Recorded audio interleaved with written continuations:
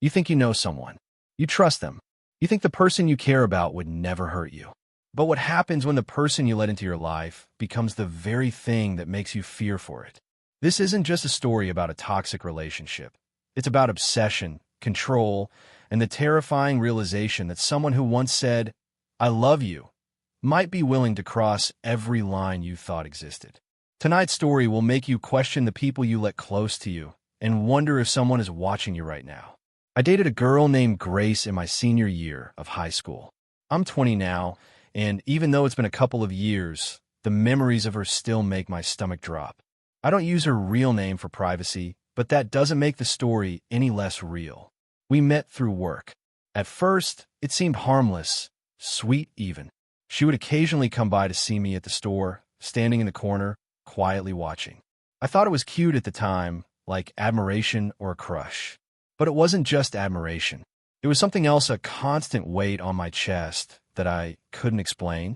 A few months into dating, things started shifting.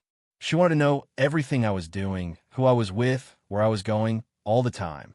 If I didn't answer my phone immediately, it would turn into 20, sometimes 25 missed calls, followed by an avalanche of texts. Even going to hang out with my friends became a chore. She'd accuse me of hiding things or being shady if I spent more than an hour away from her. I couldn't even play video games without causing a fight. I was suffocating, but it was subtle enough that I kept making excuses for her. Eventually, I had enough. We broke up.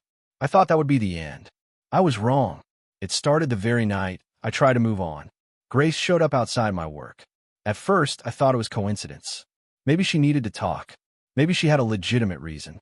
But she followed me to my car, blocked me, and tried to reason. I was tired. I was done. I told her I wasn't interested in talking anymore. She got desperate. She threatened to get her dad involved over some petty legal nonsense. That was her scare tactic. I didn't care. I tried to leave, but the door was locked.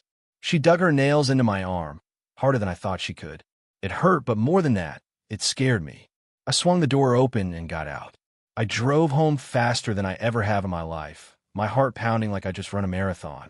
I locked every door and window, pulled down the blinds, and sat in the dark, shaking. And then I heard it, a tap at my window. I froze.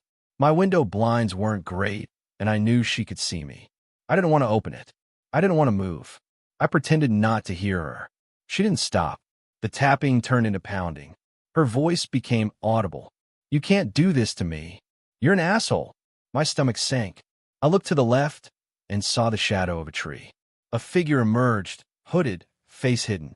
The moment she realized I saw them, she grabbed my arm. I slammed the window shut.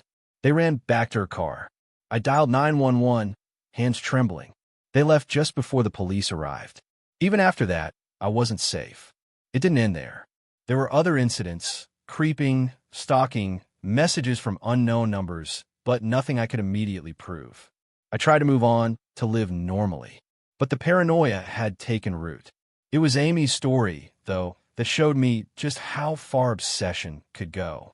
Amy's boyfriend, Tommy, had been controlling and possessive from the start. She thought it was love until it wasn't. Tommy wanted to know everything she did, who she smiled at, who she spoke to. Even when she went out with friends, he would show up at bars or hang around, pretending it was coincidental. And then he asked about tracking her phone, literally putting a tracker on it. That was the final straw. She ended it. The harassment started almost immediately after. Random messages, vague, single-sentence texts from unknown numbers. Amy ignored them, but it escalated. One night, she heard someone in the hallway outside her bedroom. She was terrified. Then, another night, she woke to her bedroom light off, chair under the door gone, and a dark figure at the foot of her bed. It was Tommy. He had a copy of her key. He wasn't there to hurt her. He said, just to talk. But the fear, the sheer invasion, was real. Amy nodded, too scared to do anything. He left eventually, and she called the police. She got a restraining order. She moved, changed numbers, even went fully remote for work. But the trauma never fully went away. Then there's Marissa. I met her after Grace. She was intense, passionate, magnetic. The first year was a whirlwind of gifts, notes, texts, constant contact. I felt lucky to have her. But over time, The intensity revealed a darker side. Everything was either perfect or catastrophic. A 5-minute delay in replying to a text could trigger a meltdown. If I did something she didn't approve of, she would shut down completely, sit in silence for hours, forcing me to reassure her. She showed up at work unannounced. She watched my habits. She noticed small details about my life that I didn't even think anyone else saw. When I ended it, the warning signs of obsession quickly turned into terror. Letters started arriving. Notes tucked under my door. Observations about my behavior. Photos showing she had been watching me. I moved across the city, then into a cabin far in the mountains, changing my number, leaving no trace. For months, I thought I was safe. Until the snow. Footprints circling my cabin, fresh tracks through the night. My dog barked, but I could see it clearly. Someone had been outside my home. I don't know if it was her, but it had all the hallmarks of obsession I had already experienced twice before. I moved again. This time, I chose a house with roommates who were military veterans. Flags, trucks, and their presence became a protective barrier. I finally felt safe. But I learned a lesson I'll never forget. Obsession doesn't end when the relationship does. It doesn't respect boundaries, distance, or logic. It only respects vigilance. I still remember the first night I realized I wasn't safe in my own apartment. My name's Amy, and I hadn't slept properly since last Tuesday. Not because I couldn't, but because I didn't feel safe closing my eyes anymore. It all started after I broke up with my boyfriend, Tommy. We'd been together for just under a year. In the beginning, he was sweet, overly attentive, even, but not in a way that set off any alarms. At first, I felt lucky. He'd send good morning texts, leave me cute notes, and genuinely seemed interested in me. But slowly, that attention morphed into obsession.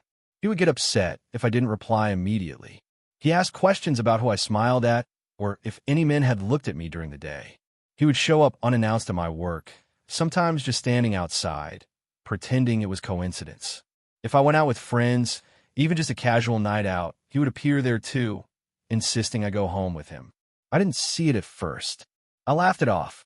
I told myself I was imagining things, that maybe I just had control issues like him. But the tipping point came when he suggested putting a tracker on my phone. Not sharing locations, not for mutual safety, but literally putting a tracker on my phone. That was the line. I ended it. I told him it was over. He cried initially, then went silent. I remember hanging up on our last call with this strangling tightness in my chest, like I was waiting for the other shoe to drop. And it did. The harassment started almost immediately. At first, it was subtle. Random text messages from unknown numbers, short sentences with no context, no sender name. You're thinking about him. It's late. Remember? I ignored them. I blocked each number as it came in. I didn't want to alert him that I was scared. I didn't want to tell my friends. I told myself it was just spam. But then the noises started. One night, around 2 a.m., I woke up to a soft creaking from the hallway outside my bedroom. At first, I thought it was the radiator or maybe the wind. But something about it felt wrong. I froze. My apartment was small, and I knew every sound it made. I knew the difference between a settling floorboard and someone walking. I didn't go check. I wasn't stupid. I was alone, and I didn't have anyone else in the apartment. I convinced myself it was nothing. The next night, it happened again. But this time, the sound wasn't soft. It was deliberate. A door opening, the slow shuffle of footsteps. I grabbed my phone and texted my family group chat. I keep hearing noises every night. I'm scared. No one responded, of course. They were asleep. Days passed. I tried to rationalize it. Maybe I was imagining things. Maybe the breakup had left me on edge. But I couldn't shake the feeling of being watched. Every time I walked through my apartment, I felt eyes on me. Shadows moved where shadows shouldn't have been. Then came the night I will never forget. I had gone to bed early. My bedside lamp was on. I had wedged a chair under my bedroom door as a precaution. I had my knife under my pillow just in case. Somewhere around 1:30 a.m., I woke up to the sound of something shuffling. The lamp was off. My heart stopped. I froze. The chair under my door wasn't where I remembered placing it. My hand shook as I reached for it. And then I saw it, a black mass at the foot of my bed. I couldn't make it out at first. My vision was adjusting, But then I recognized the voice. Tommy.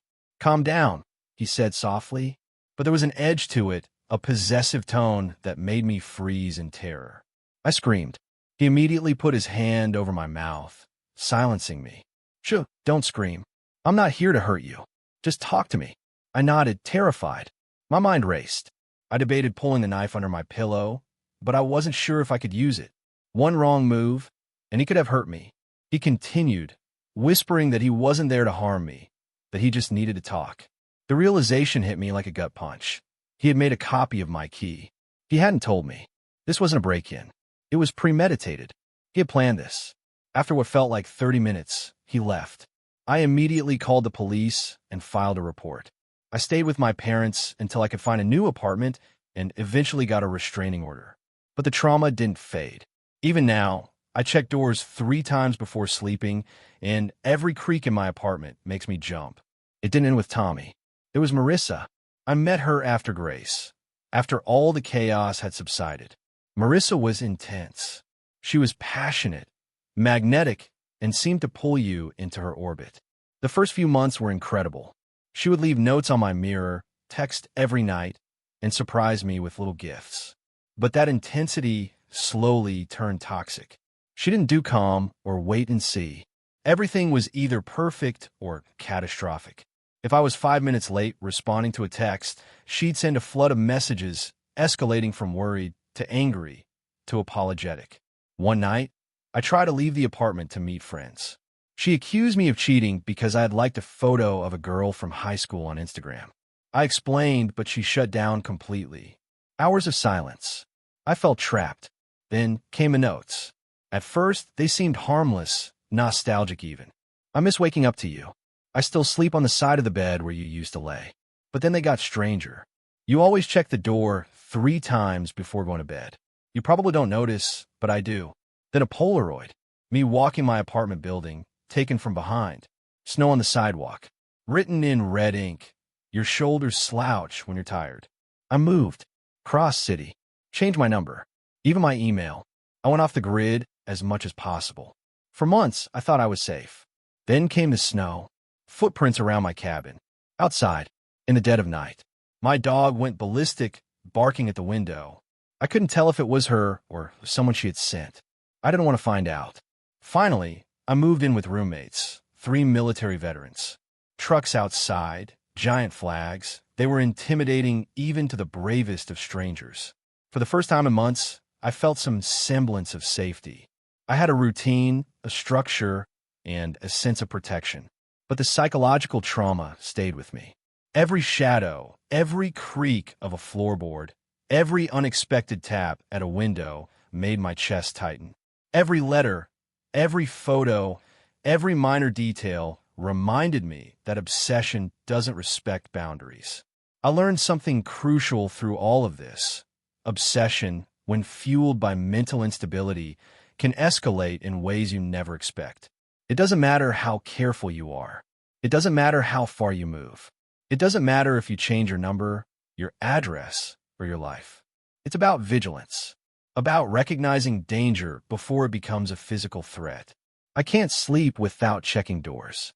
I can't leave blinds open without thinking someone might be watching. I can't ignore texts from unknown numbers, no matter how benign they seem. Some people say I overreacted. Some say it was just paranoia.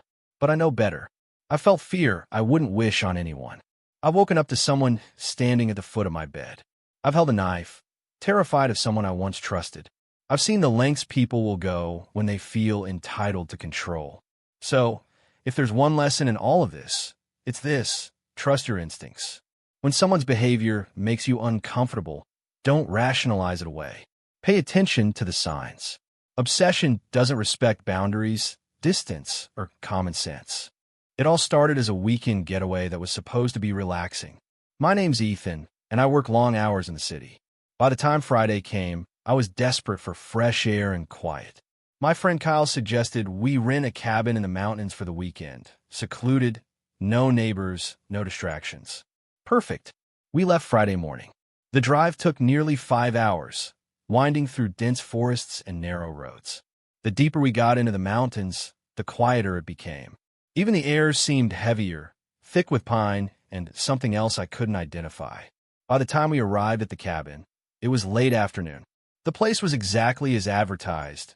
Wooden, two-story, isolated, with a small porch and a fireplace.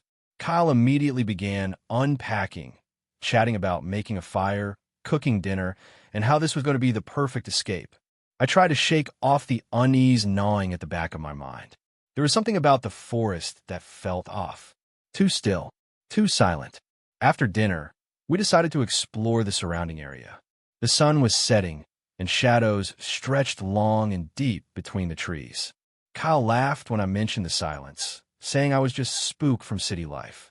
I nodded, but I couldn't shake the feeling that we weren't alone. By the time night fell, we were back at the cabin. Kyle was making hot chocolate in the kitchen. I went outside to stretch my legs and breathe in the crisp mountain air. That's when I saw it. A figure standing at the edge of the tree line, barely visible in the fading light. Tall, thin, completely still. I froze. My first thought was a hiker, lost or maybe just passing by. But as I blinked, the figure vanished. I told myself it was a trick of the light, shadows playing against the trees. But I felt it, the unmistakable feeling of being watched. That night, as we settled in with the fire crackling, Kyle brought up the Ouija board he'd brought for fun. I hesitated. I've never been a believer in that kind of thing. But the combination of cabin isolation, forest darkness, and growing unease made me curious. We set it up in the living room. Candles flickered. The planchette hovered still as we both placed our fingers on it. "Is anyone here?" Kyle asked, joking at first. Nothing. We laughed, trying to shake the tension. But then a cold draft swept through the room, and the planchette moved. Just a little, but enough to make me jump. "See," Kyle said, smiling nervously. "Someone's here." I tried to laugh, but came out shaky. "Yeah, or you're just pushing it." We tried a few more questions. Each time, it responded slowly, deliberately. Names I didn't recognize. Warnings I didn't understand. Then came the warning. Leave. I laughed it off. "Yeah, right. This is probably just some trick of the board." Kyle agreed, though I could tell he was unnerved too. Later that night, I woke to a noise. The cabin was quiet, too quiet, but there was a soft, steady tapping coming from the upstairs bedroom. Kyle's room. I froze, listening. It stopped. I tried to convince myself it was just the house settling. The wind. Anything. But my gut told me otherwise. Morning came, and I tried to shake off the fear. We spent the day hiking a nearby trail. The woods were thick, almost oppressive, and every time we passed a clearing, I felt eyes on us. I kept looking over my shoulder, but nothing was ever there. Back at the cabin that evening, Kyle suggested we make dinner. I chopped vegetables while he set up the fire. That's when I heard it again. A soft knock at the window. I froze. "Ethan," Kyle called from the kitchen. I pointed. "Nothing. Probably a branch," he said. "The wind's strong tonight." But I knew better. We tried to ignore it. We ate dinner, watched some TV, and tried to act normal. But every sound, the wind, the creaking floorboards, the rustling outside, felt amplified. Around midnight, I woke again. Something was different. The air was heavier, colder. I could hear faint breathing, almost imperceptible, coming from the living room. I grabbed the baseball bat we had for emergencies and crept out of the bedroom. The living room was empty. The planchette from the Ouija board was on the floor, tipped over. Candles were blown out. Then I saw it, a shadow moving across the far wall. I froze. It stopped when it noticed me. Tall, thin humanoid. But wrong. The proportions were off. Its arms seemed too long. Its head tilted in a way that made my stomach knot. I stumbled back, barely keeping quiet. Kyle woke when I whispered for him to get up. "Ethan, what is it?" "I don't know," I said. But we're not alone. We barricaded the doors and windows. We stayed awake the rest of the night, huddled together on the couch, listening. And then we heard it. Footsteps. Slow. Heavy. Coming from the upstairs bedroom. I swear I could hear breathing, like someone or something was leaning over the bed, sniffing the air. I called 911. No signal. Mountains. No signal. We tried to call our friends. No signal. We were trapped. The figure didn't come down. It stayed upstairs, pacing, breathing, knocking. We could hear its long, deliberate steps, moving closer to the bathroom. Morning never felt so far away. When the sun finally broke through the trees, I peered out the window. Nothing. Just shadows and mist in the forest. But I knew it was still there. We left immediately, packing everything into the car. The drive back was silent. Kyle didn't speak. I didn't speak. Every shadow on the road, every tree seemed alive. That night, in my apartment back in the city, I tried to sleep. The wind in the trees outside reminded me of the cabin. Every creak of the building felt like footsteps. Every shadow in the corner of the room felt like it was watching me. I never went back to that cabin. I never will. But sometimes, late at night, I can swear I hear it. A tapping at the window. A shadow in the corner. The long, deliberate steps upstairs. I can't stop thinking about it. About the Ouija board. About the warning. About the shadow that wasn't human. And I know, if we'd stayed another night, I wouldn't have left.